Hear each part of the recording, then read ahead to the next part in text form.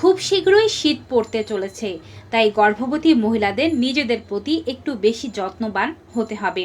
আজকের ভিডিওটি আপনাদের জন্য খুবই গুরুত্বপূর্ণ হতে চলেছে, কারণ আমরা আজকে জানাবো শীতে নিজের যত্ন কিভাবে নেবেন, কিভাবে বাচ্চাকে সুরক্ষিত রাখবেন।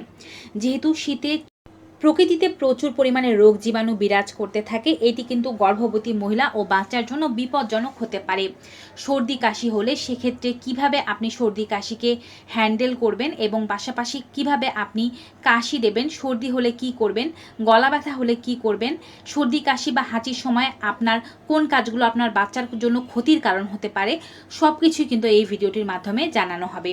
চ্যানেলে নতুন হয়ে থাকলে চ্যানেলটি অবশ্যই সাবস্ক্রাইব করবেন। ফেসবুক পেজ থেকে আমাদের এই ভিডিওটি দেখে থাকলে পেজটি ফলো করতে ভুলবেন না। চলুন শুরু করা যাক। শীতকালে প্রচুর পরিমাণে সুষম খাবার পাওয়া যায়, তাই গর্ভবতী মহিলারা সুষম খাবার খাওয়ার ব্যাপারে কোনো প্রকারের কার্পণ্য করার দরকার নেই। যেমন বাজারে পাওয়া যাবে লাউ, শিম, টমেটো, ফুলকপি, বাঁধাকপি, লাল শাক, পালং শাক ইত্যাদি। এগুলো কম বেশি খেতে পারেন। গাজরও পাওয়া যায়, তবে অনেকেই মনে করে থাকেন গর্ভাবস্থায় গাজর নিরাপদ নয়। প্রথম 3 মাসের গর্ভবতী যারা, তারা বেশি গাজর খেতে যাবেন না বা পরিহার করলে ভালো হয়। এর পরের মাসের গর্ভবতী অর্থাৎ 4র্থ থেকে 9ম মাসের গর্ভবতী হলে খুব স্বল্প পরিমাণে গাজর খেতে পারেন, তবে প্রতিদিনই খাওয়া উচিত নয়, মাঝে মধ্যে খেলে সমস্যা নেই। শীত মানে ত্বকের শুষ্কতা ও ত্বক ফেটে যাওয়া, এর জন্য অনেকেই বিভিন্ন ধরনের লোশন বা বিভিন্ন ধরনের প্রোডাক্ট ব্যবহার করছেন। মনে রাখবেন, সব ধরনের পোশাক বা প্রোডাক্ট আপনার ত্বকের জন্য নিরাপদ নাও হতে পারে। তাই যেই লোশন, যেই ক্রিম ব্যবহার করছেন সেটি প্যারাবেন ফ্রি কিনা বা গর্ভাবস্থায় সেটি নিরাপদ কিনা, আগে সেটি ভালোভাবে সার্চ দিয়ে ইন্টারনেট থেকে দেখে নিয়ে তারপরেই কিনবেন। কারণ আপনি যখন কোনো লোশন বা কোনো ক্রিম ব্যবহার করেন, সেটি কিন্তু স্কিনের ভেতরে প্রবেশ করে এবং রক্তের সাথে মিশে গিয়ে আপনার রক্তের সাথে বাচ্চার প্লাসেন্টা দিয়ে বাচ্চার কাছে পৌঁছে যেতে পারে। তাই যে কোনো ধরনের প্রোডাক্ট ব্যবহার করার পূর্বে সচেতন থাকার অনুরোধ থাকবে। শীতের শুষ্কতা থেকে বাঁচার জন্য নিয়মিত যদি আপনি তেল মাসাজ করতে পারেন শরীরে, এবং যে সমস্ত জায়গাগুলোতে ফাটা দাগ হয়ে যাওয়ার সম্ভাবনা আছে সেগুলোতে মাসাজ করতে পারেন, তবে আপনি খুব দ্রুত আরাম লাভ করতে পারবেন। অনেকেই মনে করে থাকেন শীত মানেই এখন আরাম বিশ্রাম করা, এটি মোটেও ভুল কাজ। শীত মানেই আরাম বিশ্রাম নয়। নিয়মিত আপনি আপনার স্বাভাবিক কাজকর্মগুলো করতে পারেন।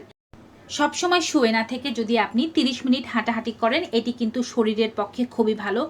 বিশেষ করে শিশির ভেজা ঘাসে যদি গর্ভবতী মহিলারা খালি পায়ে 30 মিনিট পর্যন্ত হাঁটেন, সেটি কিন্তু আপনার জন্য খুবই ভালো হবে। তবে অবশ্যই শীতের কাপড় পরিধান করেই হাঁটার চেষ্টা করবেন। সুস্থ থাকতে নিয়মিত স্নানের কোনো বিকল্প নেই। শীত মানেই যে স্নান করা যাবে না, বিছানার মধ্যে পড়ে থাকতে হবে, এমনটা কিন্তু মোটেও নয়। সকাল 10টা থেকে 11টার মধ্যে স্নান করবেন। প্রয়োজনে স্নানের জল অল্প পরিমাণে গরম করে নেবেন, এতে করে কিন্তু রোগ জীবাণু থেকে খুব সহজে মুক্তি পেয়ে যাবেন। শীতের সময় বিভিন্ন ধরনের কাপড় পরিধান করতে হয়, সোয়েটার ব্যবহার করতে হয়। তাই আপনি জোড়ায় জোড়ায় কিছু সোয়েটার কিনে রাখুন এবং এগুলো আগে থেকেই পরে দেখে নেবেন যে এগুলো আপনার শরীরে ফিট হচ্ছে কিনা, চুলকোচ্ছে কিনা, অ্যালার্জির সমস্যা হচ্ছে কিনা। সব কিছুই আগে ভালোভাবে ধুয়ে রোদে শুকিয়ে নিন। যদি আগের বছরের তুলে রাখাও থেকে থাকে, সেগুলো ভালোভাবে ধুয়ে রোদে শুকিয়ে তারপরে পরিধান করুন। এই ধরনের উলেন কাপড়ে কিন্তু প্রচুর পরিমাণে ধুলাবালি জমে, যা কিন্তু আপনার অ্যাজমা বা ইনফেকশনের কারণ হয়ে যেতে পারে। তাই ভালোভাবে ধুয়ে রোদে শুকিয়ে আলাদাভাবে এই কাপড়গুলো তুলে রাখবেন। একই শীতের কাপড় দীর্ঘদিন পর্যন্ত না পরে অবশ্যই প্রত্যেক সপ্তাহে বা সপ্তাহে 2 থেকে 3 বার শীতের কাপড় পাল্টানোর চেষ্টা করুন। যদি সবসময় ধোয়া সম্ভব না হয়, তারপরেও চেষ্টা করবেন কড়া রোদে শুকিয়ে নিতে। নিয়মিত হেলথ চেকআপগুলো অবশ্যই করাবেন। ডক্টর আপনাকে যতবার ভিজিটের জন্য যেতে বলছে অবশ্যই যাবেন। শীতকালে যাদের বাচ্চা ডেলিভারি হবে তাদের জন্য একটু কষ্টই বটে, কারণ শীতকালে নিজের যত্ন নেওয়া এবং বাচ্চার যত্ন নেওয়া, পাশাপাশি সেলাইয়ের জায়গার যত্ন নেওয়া একটু কঠিন হয়ে যেতে পারে। শীতে যাদের বাচ্চা ডেলিভারি হবে এমন ডেট যাদের দিয়েছে, তারা অবশ্যই এই সময় নিয়মিতভাবে আপনার বাচ্চার যা কিছু প্রয়োজন তা অল্প অল্প করে গোছাতে শুরু করে দিন। একদিনেই সব করতে হবে, ব্যাপারটা এমন নয়। আপনার বাচ্চা জন্ম হওয়ার পরে লেপ, কাঁথা, তোশক, বালিশ যা কিছু প্রয়োজন পড়বে তা কিন্তু আগে থেকে প্রস্তুত রাখতে হবে। মনে রাখবেন, বেশি পরিমাণে কাঁথা ও কাপড়ের দরকার পড়বে, কারণ বাচ্চা হওয়ার পরে কিন্তু বাচ্চা প্রথম প্রচুর প্রস্রাব করবে এবং মলত্যাগ করবে।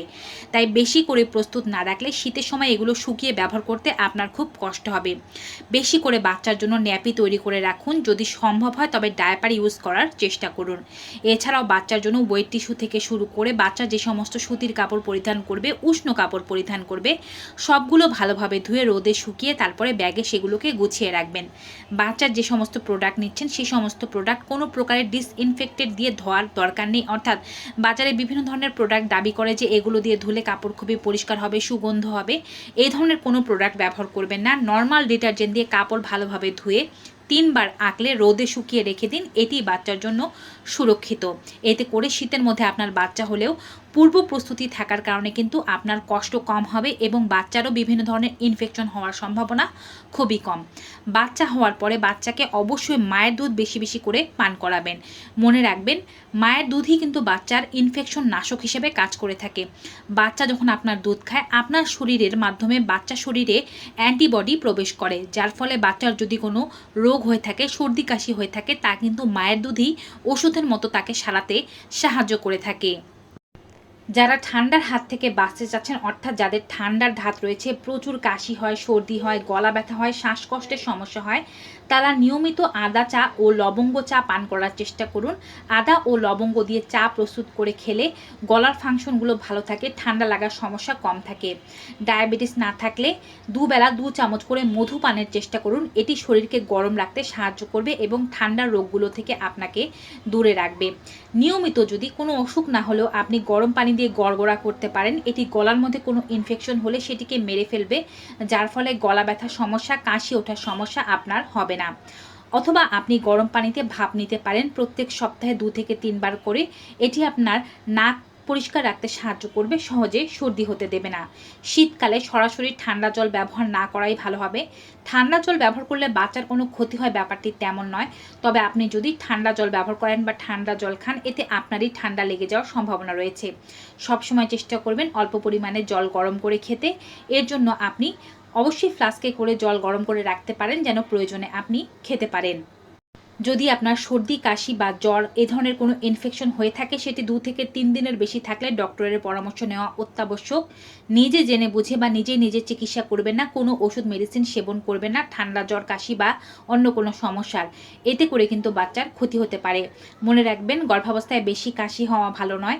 আপনার যদি বেশি কাশি হয় সেক্ষেত্রে অবশ্যই পেটে হাত দিয়ে বসে কাশার চেষ্টা করুন। হাঁচির ক্ষেত্রেও আপনি এই বিষয়টি মানার চেষ্টা করুন, কারণ বারবার হাঁচি ও কাশি দিলে ওয়াটার ব্রেক হয়ে যাওয়ার একটি সম্ভাবনা রয়েছে। তাই হাঁচি কাশি যেন না হয় সেই বিষয়টি খেয়াল রাখা জরুরি এবং সেটি যত দ্রুত নিরাময় করা যায় ততটাই ভালো। জ্বর হলেও সেটি বেশি দিন অপেক্ষা করবেন না। 2 থেকে 3 দিনের মধ্যেই স্বাভাবিক জ্বর ভালো হয়ে যায়। যদি এরপরেও জ্বর ভালো না হয় তবে ডক্টর দেখিয়ে মেডিসিন গ্রহণ করাই সবচেয়ে উত্তম পদ্ধতি। তো ভিউয়ার্স, শীতকালে গর্ভবতী মহিলাদের যত্ন সম্পর্কিত আজকের এই ভিডিওটি কেমন লেগেছে কমেন্ট বক্সে অবশ্যই জানাবেন। ভিডিওটি ভালো উপকারী মনে হয়ে থাকলে সকলের মাঝে বেশি বেশি করে শেয়ার করে দেবেন। বিদায় নেব। সবাই ভালো থাকবেন, সুস্থ থাকবেন। দেখা হবে নতুন কোনো ভিডিওতে নতুন কোনো উপকারী তথ্য নিয়ে। Till then, good bye and take care.